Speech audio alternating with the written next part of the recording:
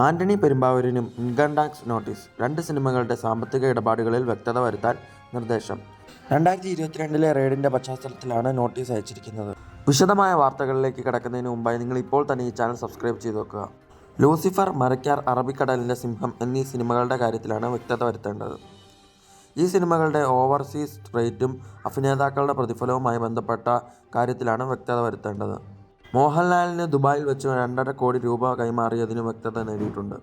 Antony പെരുമ്പാവൂരിന്റെ Aashirvad ഫിലിംസിൽ 2022 raid നടത്തിയിരുന്നു. ഇതിനെ തുടർച്ചയായാണ് ഇപ്പോൾ നോട്ടീസ് അയച്ചതെന്നും എമ്പുരാൻ സിനിമ വിവാദവുമായി ബന്ധവുമില്ലെന്ന് ആദായ നികുതി അധികൃതർ അറിയിച്ചു.